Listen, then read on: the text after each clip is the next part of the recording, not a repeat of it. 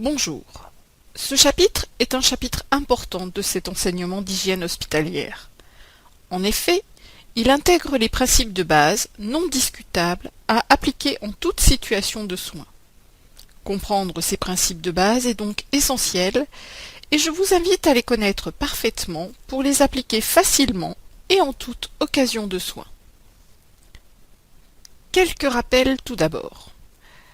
La définition du ministère de la Santé telle qu'elle a été évoquée en mai 2007. L'infection nosocomiale, la dernière dénomination adoptée est une infection associée aux soins intra- ou extra-hospitaliers, est une infection qui survient au cours ou au décours d'une prise en charge d'un patient qui n'était ni présente ni en incubation au début de la prise en charge. La notion de délai d'apparition est à prendre en compte. Le délai habituel est un délai de 48 heures et il peut être inférieur si directement lié à un geste invasif tel que la pose d'un cathéter, par exemple. Mais il peut être supérieur, 30 jours pour les dispositifs intraveineux et jusqu'à 12 mois s'il y a pose d'implant ou de prothèse. N'oubliez pas que certains facteurs peuvent favoriser la survenue d'une infection nosocomiale, comme les âges extrêmes de la vie, le diabète, l'immunodépression, les patients polytraumatisés et les actes invasifs tels que le sondage urinaire, la pose de cathéter, la ventilation artificielle. Vous vous souvenez de la chaîne infectante. En voici une autre version, plus synthétique encore. Comprendre la chaîne de transmission des micro-organismes est une démarche indispensable pour comprendre les actions de prévention. Vous vous en souvenez certainement, nous l'avons déjà évoqué. Dans la chaîne de transmission, il y a toujours un réservoir, une personne cible. Le réservoir, qui est le milieu où les micro-organismes survivent et se multiplient, le réservoir humain, tel que les patients, le personnel hospitalier et les visiteurs, plus particulièrement porteurs de staphylocoque doré, d'Escherichia coli, du virus de l'hépatite B et C et du virus de la grippe, des réservoirs environnementaux, les aspergillus dans l'air, les pseudomonas aeruginosa dans l'eau, les légionnelles et les salmonelles dans les aliments. Les micro-organismes peuvent être transmis par l'air, les gouttelettes aériennes ou rhinopharyngées ou lors de contact. Directement du réservoir à une personne cible, il s'agit d'une transmission directe, ou indirectement par l'intermédiaire de vecteurs, les véhicules de micro-organismes entre le réservoir et la cible. Nous pouvons citer quelques vecteurs de transmission qui sont plus particulièrement sensibles dans le monde des soins, les thermomètres, les brassards à tension, les claviers d'ordinateur. Mais n'oubliez pas, le principal vecteur est la main des soignants. Encore un rappel. Les micro-organismes responsables de l'infection peuvent être d'origine endogène, vous vous en souvenez, le patient s'infecte avec ses propres micro-organismes présents sur la peau, le nasopharynx et le tube digestif.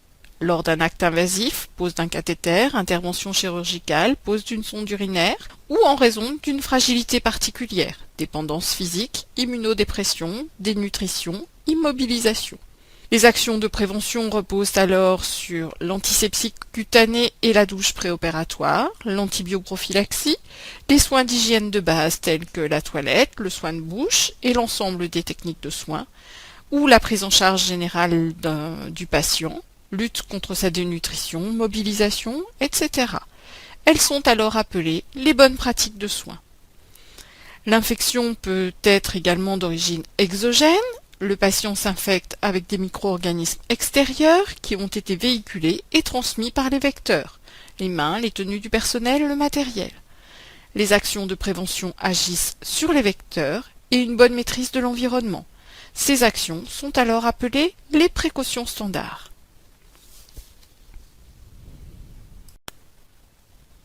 Les précautions standards sont donc les principales mesures de prévention pour protéger le patient et le professionnel. Elles sont à appliquer par tous les professionnels, pour tous les patients et pour tous les soins.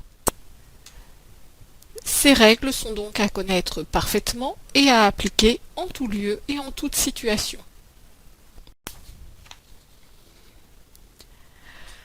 Nous allons maintenant évoquer l'ensemble de ces précautions standards sur les différents points qui sont présentés dans ce plan, concernant l'hygiène des mains dans un premier temps, concernant la tenue de base ensuite, puis la protection et l'ensemble des protections du soignant, puis concernant l'entretien du matériel et des surfaces et des locaux, puis également au niveau de la gestion du linge propre et du linge sale, puis globalement sur la gestion des déchets, et nous finirons cet enseignement par quelques éléments concernant la prévention et la prise en charge des accidents d'exposition au sang. L'hygiène des mains tout d'abord. Les mains donc, principal vecteur de micro-organismes. Il est donc indispensable de diminuer le niveau de contamination des mains, c'est-à-dire le nombre de micro-organismes présents sur les mains. L'hygiène des mains est donc la première précaution standard. Elle doit être efficace et optimale. Pour cela, vos mains de soignant ne comporteront jamais de bijoux, ni aux mains, ni aux poignets. Donc, plus de bagues, plus de bracelets. Les ongles sont courts et sans vernis. Les faux ongles également sont proscrits. Et l'alliance même n'est pas tolérée. Les montres aux poignets n'ont également pas leur place.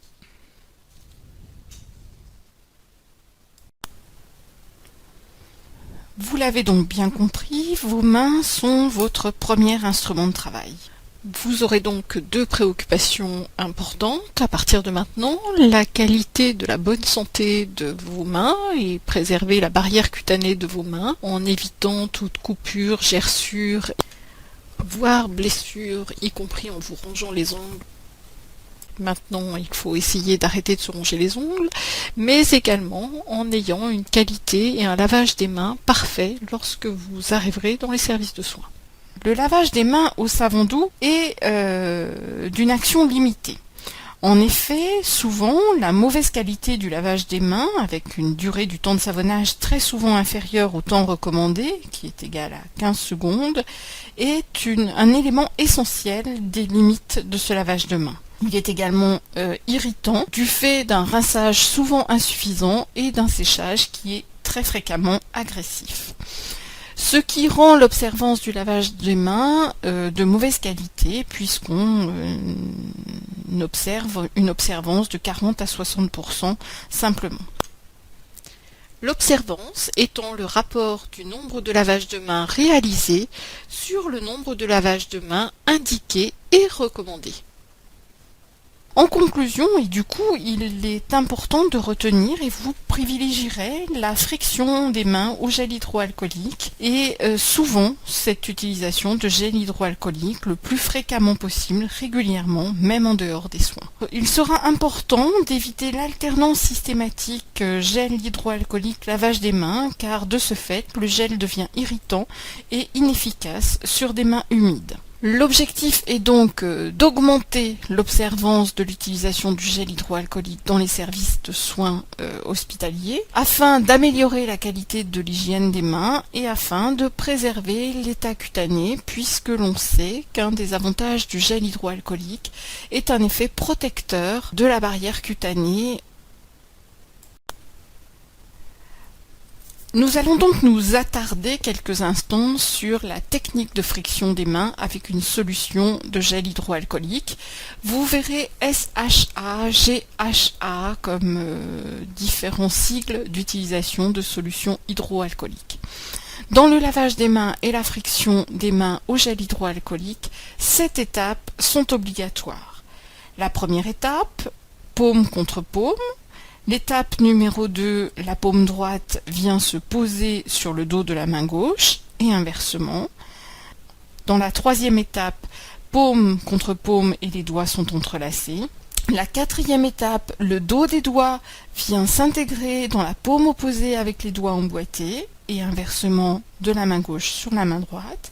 Pour finir, lors de la cinquième étape, avec une friction circulaire du pouce enchâssé dans la paume de la main inverse.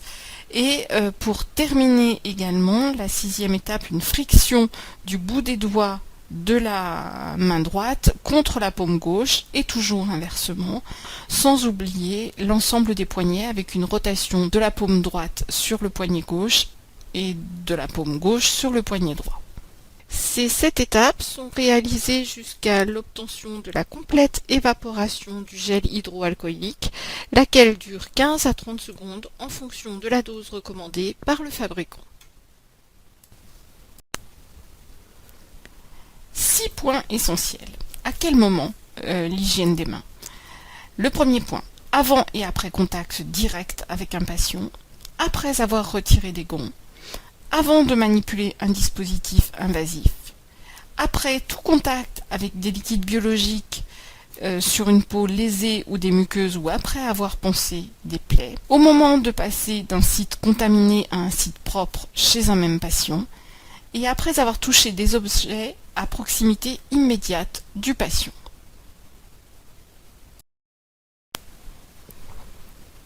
Ce schéma vise à vous aider à comprendre et intégrer la bonne attitude vis-à-vis du lavage des mains dans les services hospitaliers. Vos mains seront considérées souillées dans les situations suivantes: après les repas, après être allé aux toilettes, après le port de gants prolongés lors de toilettes, change ou sondage urinaire, car les micro-organismes de la peau du soignant se multiplient plus rapidement sous les gants du fait de la chaleur et de l'humidité, mais également en présence d'huile de prévention d'escarre, lorsque les mains sont moites, humides ou talquées, ou, et bien sûr, en présence de liquide biologique. On parle d'acte chirurgical ou interventionnel, lors d'interventions au bloc opératoire, lors d'actes d'imagerie interventionnelle, tels que les angiographies, les biopsies, lors de poses de voies veineuses profondes ou de drains thoraciques. Si les mains ne sont pas visuellement souillées, la friction des mains avec le gel hydroalcoolique est efficace et suffisante avant des gestes tels que la pose de sonde à demeure ou de cathéter veineux périphérique. La consommation du gel hydroalcoolique est calculée tous les ans pour l'ensemble de l'établissement et pour chaque secteur de soins. C'est un indicateur de qualité des soins et de lutte contre les infections nosocomiales, pris en compte dans le tableau de bord et le classement des établissements de soins. Les indicateurs du tableau de bord sont disponibles sur le site internet du ministère de la Santé en accès libre.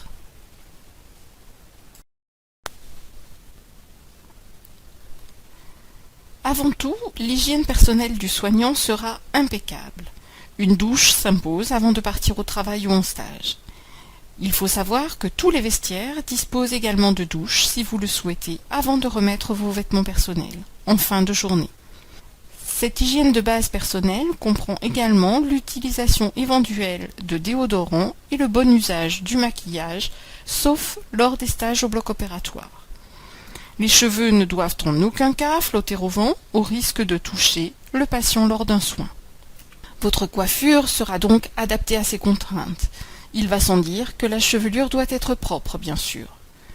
La tenue de base professionnelle maintenant. Elle vous est fournie par la structure et le blanchissage en est assuré. Sauf lorsque vous êtes en stage loin de Grenoble. Pour les stages à Michalon et à l'hôpital Couple-Enfant, votre maternité-école, les blouses peuvent être envoyées à la lingerie directement. Il vous suffira donc de les déposer dans les collecteurs adéquats. Un dépôt de linge sale et un local de réception de vos tenues propres au retour de la lingerie est organisé à l'école même. Attention cependant, votre trousseau vous appartient et vous sera facturé en fin de formation s'il était incomplet. Ce service est malheureusement impossible lorsque vous êtes en stage à l'extérieur du CHU. Les vêtements. Les vêtements civils ne doivent en aucun cas dépasser de la tenue professionnelle et doivent être changés chaque jour. Les chaussures. Les chaussures, elles font partie intégrante de la tenue professionnelle et doivent donc ne servir qu'à cela. Bannie donc la paire de baskets qui sert également à aller faire un jogging après la garde. Protéger les orteils évitera les accidents d'écrasement lors de la manipulation des lits par exemple ou des brancards et constituera une protection mécanique aux éventuelles projections. Une semelle silencieuse a pour objectif de protéger le repos des patients dans les services de soins et ce, plus spécifiquement la nuit. Nous avons précisé précédemment l'obligation d'absence de bijoux sur les mains et le poignet, je vous le rappelle tout de même. Les autres bijoux, tels que colliers et boucles d'oreilles, seront choisis pour ne pas risquer de provoquer de faute d'asepsie lors d'un soin. Chute du pendentif sur le patient, contact avec la plaie lors d'un pansement par exemple. L'hôpital étant un lieu public et laïque, Il ne comportera également pas de signes distinctifs de croyances religieuses.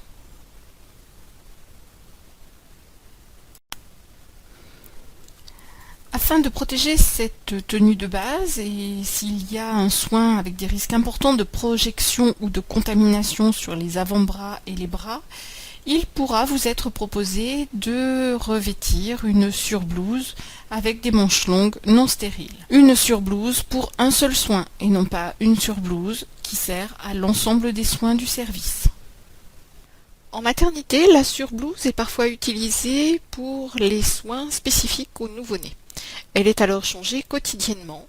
La rigueur et la technique du pliage qui préserve la spécificité du côté patient et la propreté du côté soignant doit alors être respectée et vous apprendrez à utiliser cette technique. Le tablier plastique à usage unique. Il est revêtu s'il y a risque de projection de liquide biologique ou de salissure, ou lors de contacts prolongés avec le patient ou son environnement. Donc il est particulièrement utilisé lors de toilettes de patients dépendants, lors du change d'un patient souillé, lors de pansements étendus ou lors d'une pause de sonde urinaire. Il sera également utilisé lors de l'entretien du matériel et de l'entretien des sanitaires. Il est jeté à la fin du soin et à la fin de l'entretien d'une série de chambres. Le port des gants diminue la contamination des mains au cours des soins ou le risque de transmission croisée, patient-soignant ou soignant-patient. L'objectif principal est de protéger le soignant. Ils doivent être portés s'il y a risque de contact avec des liquides biologiques, des muqueuses ou la peau lésée du patient. Il doit être également porté s'il y a risque de piqûre ou de coupure, c'est son action mécanique qui est intéressante à ce moment-là, y compris donc lors d'une simple injection sous-cutanée. Le port de gants à usage unique ne dispense absolument pas de l'hygiène de base des mains.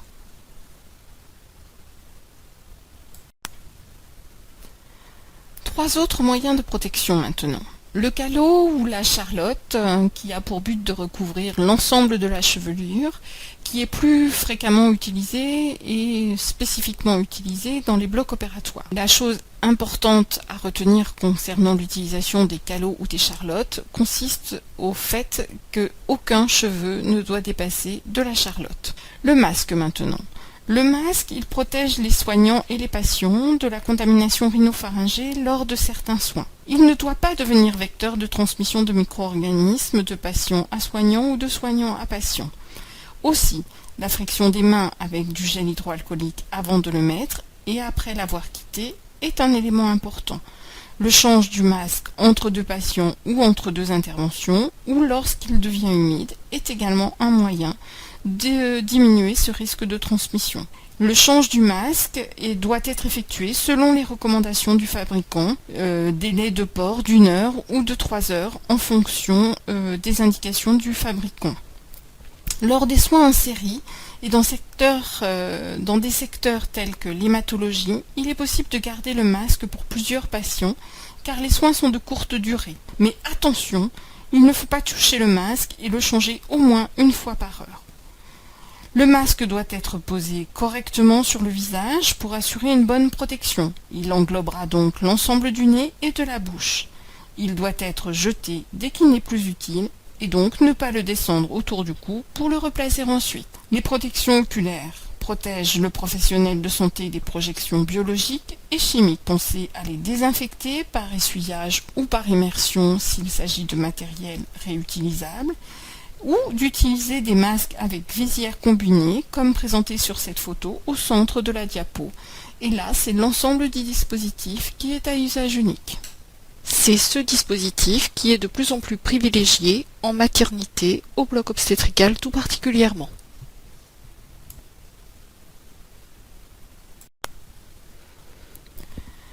Je vous rappelle ici que le matériel stérile à usage unique et les sets prêts à l'emploi seront autant que possible privilégiés dans les services de soins. Deuxième rappel, vous vous en souvenez, le matériel à usage unique ne doit jamais être désinfecté et il doit être jeté après utilisation. Concernant l'entretien du matériel réutilisable, il est important de respecter les recommandations données par le fabricant. Vous serez également attentif aux lieux dans lesquels vous utiliserez certains produits et dans lesquels vous désinfecterez certains dispositifs. Dans l'office alimentaire seront traités le matériel en contact avec les denrées alimentaires ou les médicaments Péros, alors que dans l'office d'entretien du matériel sera traité l'ensemble du matériel à désinfecter. Ces produits, efficaces sur un spectre large de germes infectants, sont malheureusement très agressifs pour les utilisateurs et très allergisants. Le port de gants de ménage est alors recommandé, ainsi que la protection de la tenue de soins.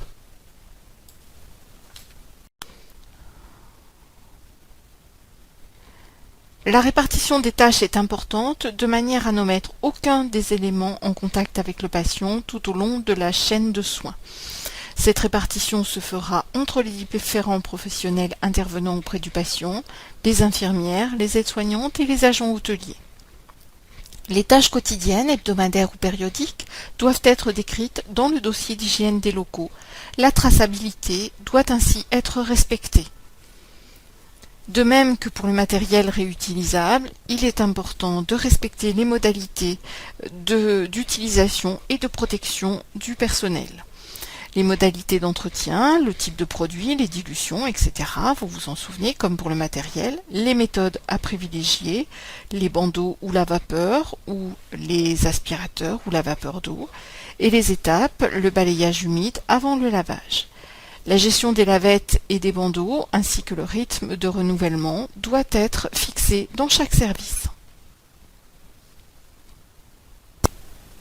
Les points d'eau, source potentielle de germes car lieux humides et chauds, ne seront pas épargnés. Le rythme de détartrage des points d'eau est alors rigoureusement respecté.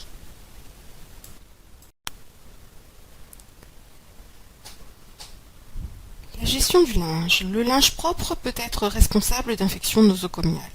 La contamination du linge propre est due à ce moment-là à des problèmes au niveau de la blanchisserie, qualité des machines, qualité du transport, à des mauvaises conditions de stockage et d'entretien dans les unités de soins qui sont souvent des lieux humides et à proximité de sources de contamination, mais aussi par une hygiène des mains non maîtrisée lors de la manipulation du linge propre. Pour éviter la contamination du linge propre, le linge propre sera donc stocké dans un local qui est propre et sec, un local spécifiquement réservé au stockage du linge. On n'organisera pas de stockage dans les chambres ou dans l'office de désinfection. L'approvisionnement des chariots magasins sera limité afin que le linge soit renouvelé régulièrement. L'entretien des chariots magasins, armoires et autres lieux de rangement sera organisé et régulièrement effectué. Et avant toute manipulation de linge propre, il est important de jeter ses gants et de se frictionner les mains au gel hydroalcoolique. La manipulation du linge sale maintenant. La manipulation du linge sale, elle doit se faire avec une boule de linge qui est à distance de la tenue. Le gant et le tablier à usage unique seront utilisés et seront portés si le linge est souillé par des liquides biologiques. Il est important de ne pas stocker du linge sale dans la chambre du patient. Il est important également d'utiliser la pédale des collecteurs qui sont mis à votre disposition pour évacuer le linge sale, et de ne pas transvaser d'un sac collecteur à un autre l'ensemble du linge. L'hygiène des mains sera systématique après toute manipulation du linge sale. Il sera important lors de l'évacuation du linge sale de vérifier l'absence de matériel de soin du fait du coût important de certains dispositifs. Le linge sale, même s'il n'est pas visuellement souillé, est contaminé. L'entreposage du linge sale se fera dans un local adapté et ventilé pour diminuer la rapidité de prolifération des micro-organismes. Le respect du tri du linge sale a pour but de faciliter la rapidité du traitement du linge sale et de limiter les manipulations par les agents de la blanchisserie. Il faut savoir que ce tri se fait manuellement sur des tapis de tri.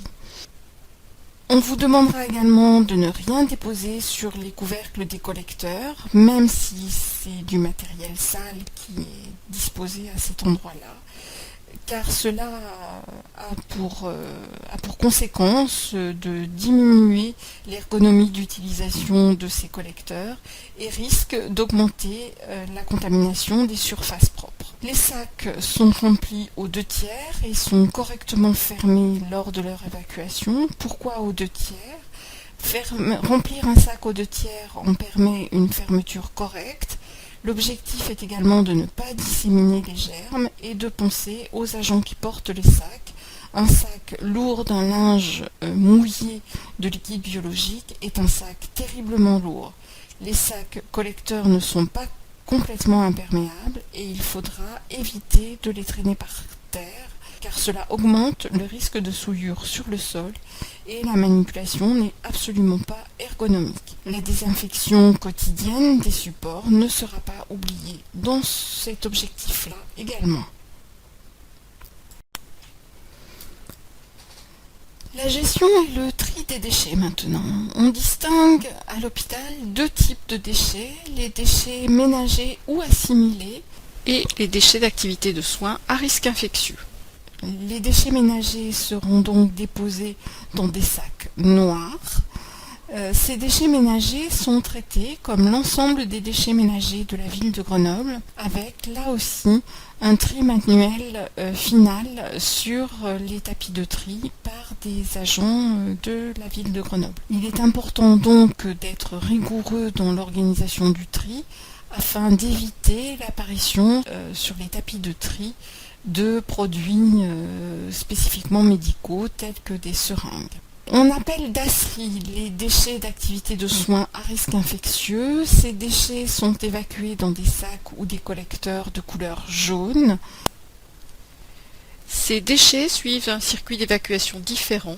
Ils sont tous incinérés, mais attention, le coût de traitement de cette incinération est élevé et le tri adéquat de ces déchets est fondamental car calculé donc à la tonne. Vous reconnaissez plus spécifiquement sur cette diapo les collecteurs piquants tranchants. Situés toujours à proximité d'un soin à risque, sur le guéridon de soin ou les paillasses de préparation d'injection, vous y déposerez immédiatement après utilisation les aiguilles, les trocars, les lames de bistouri par exemple. Comme pour le linge, les sacs ne seront pas surremplis. Le remplissage aux 2/3 est suffisant. Il limite le risque d'éclatement lors des transports et leur poids, facilitant ainsi le travail des agents hôteliers. L'utilisation des pédales a pour objectif la diminution du risque de contamination des mains et des couvercles des collecteurs. Les déchets ne sont jamais stockés dans la chambre du patient. Lors d'un soin individualisé, le sac à déchets sera déposé fermé en fin de soin, puis déposé sur la partie inférieure du guéridon, rapporté donc ensuite à l'office-salle pour évacuation. La fermeture provisoire des boîtes jet-aiguilles, toujours à proximité du geste, sur le support prévu à cet effet et correctement monté, est activée. Le remplissage, là aussi, ne dépasse pas les 2/3 et avant évacuation, leur fermeture définitive sera alors verrouillée.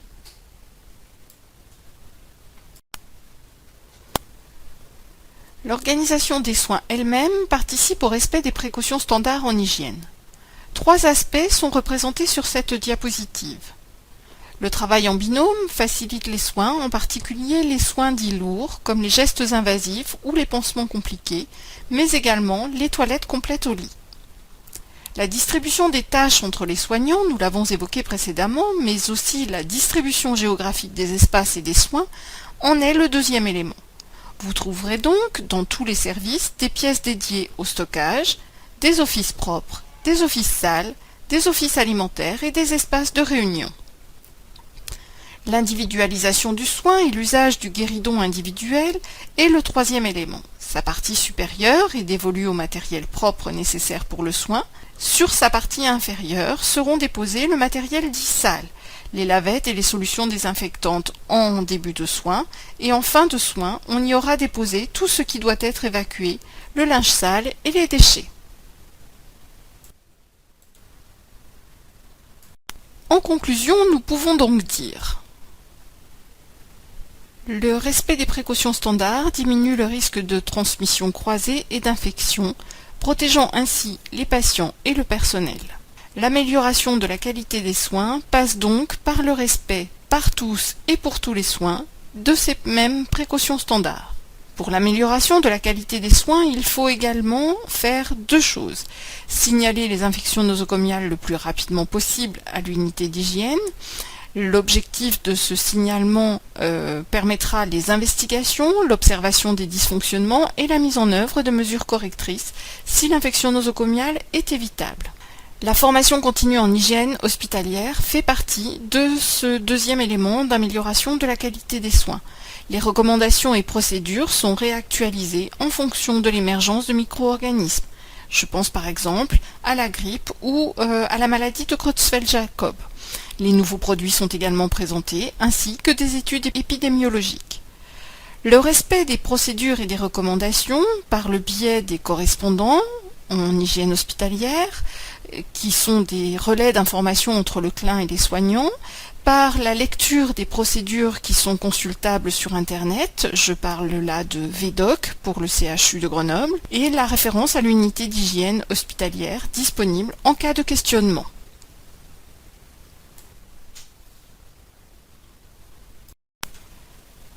Quelques précisions concernant les accidents d'exposition au sang. Leur définition tout d'abord. Il s'agit de tout contact avec un liquide biologique, sang, sel, urine, vomissure, crachat, par piqûre, coupure ou projection sur une peau lésée ou des muqueuses. Le respect des précautions standards est un élément majeur de leur prévention. Nous rappelons le bon usage des protections telles que masques, lunettes, gants. Du matériel sécurisé est également de plus en plus proposé. Le recapuchonnage des aiguilles est interdit, mais désormais inutile après un soin, grâce à l'utilisation des boîtes jet-aiguilles. Les prélèvements biologiques sont acheminés dans des sachets plastiques individuels et des boîtes de transport rigides. La vaccination contre l'hépatite B est obligatoire pour tous les soignants. Vous avez sur cette diapositive un extrait du protocole de prise en charge des AES. L'efficacité virucide du daquin est supérieure à celle de la bétadine. L'eau de javel, par contre, ne sera pas utilisée du fait du risque majeur de brûlure et de mauvaise dilution.